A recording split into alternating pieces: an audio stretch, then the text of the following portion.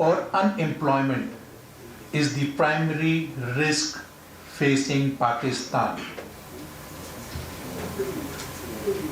ये बहुत ही alarming report है FPCCI के लिए, बिजनेस कम्युनिटी के, बहुत ही अलार्मिंग रिपोर्ट है FPCCI के लिए, बिजनेस कम्युनिटी के लिए, पाकिस्तान के लिए।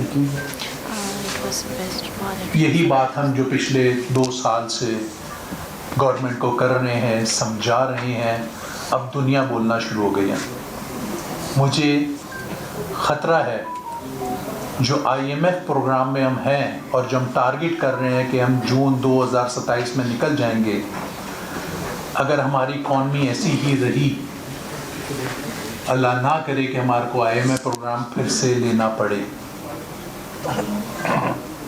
हम इकोनॉमिक स्टेबिलिटी करते करते इकॉनमी को स्टैटिक करके बैठ गए। 140 से 150 बड़े टेक्सटाइल यूनिट्स बंद हो गए हैं पिछले 1.5 से 2 सालों में, जो कि सबसे बड़े एम्प्लॉयमेंट जनरेटर थे। एक बड़ा यूनिट लगने में 3 नस्लें लग जाती हैं। इतना आसान नहीं है यूनिट लगना। हम उसको मजाक समझ रहे हैं, यूनिट बंद हो गए। एसएमईज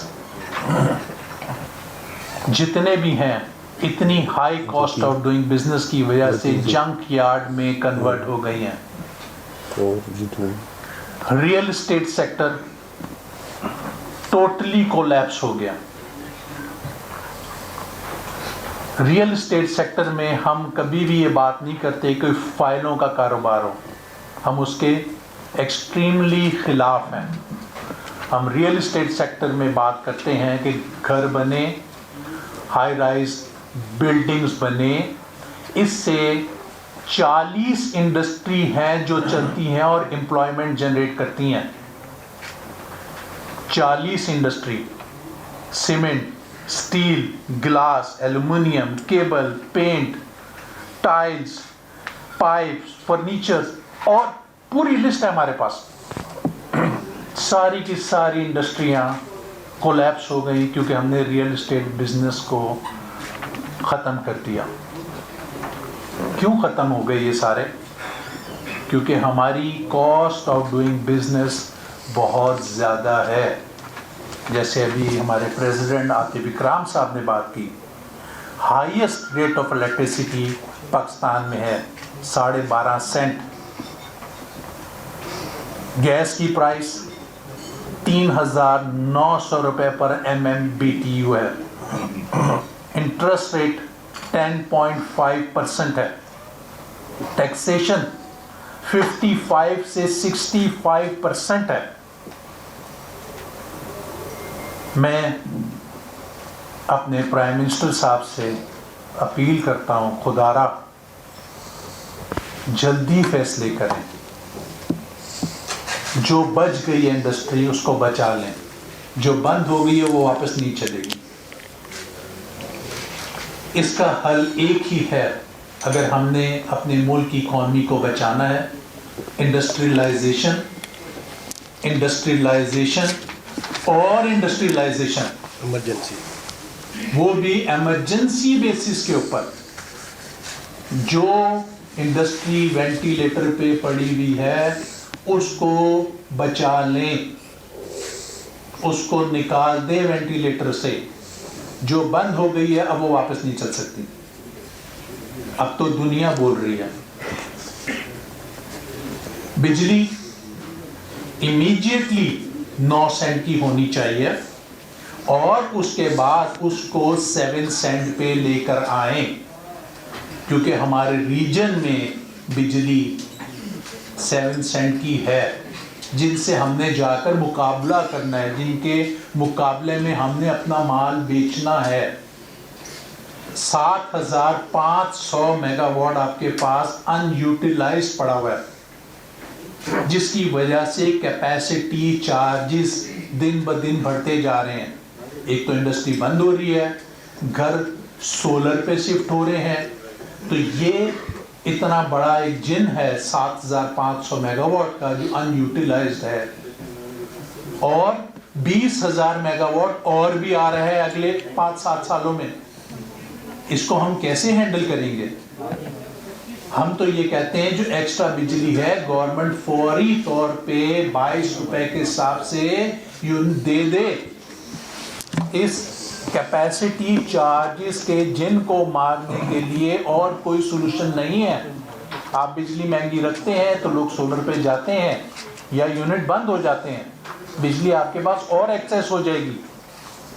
जो गवर्नमेंट ने इंक्रीमेंटल पैकेज दिया उसको फेडरेशन टोटली रिजेक्ट करती है। किसी का बिल 22 रुपए यूनिट नहीं आया, इंडस्ट्री का 34 से 35 रुपए यूनिट का बिल आ रहा है। तो हम ऐसी चीजें ना दें जो नहीं कर सकते, और हम इसको मजाक में ट्रीट ना करें। इंडस्ट्री बंद होना is not a joke. Gas की प्राइस 2000 बिजली में इस वक्त हम 131 बिलियन रुपए की सब्सिडी दे रही है इंडस्ट्री, क्रॉस सब्सिडी दे रही है इंडस्ट्री।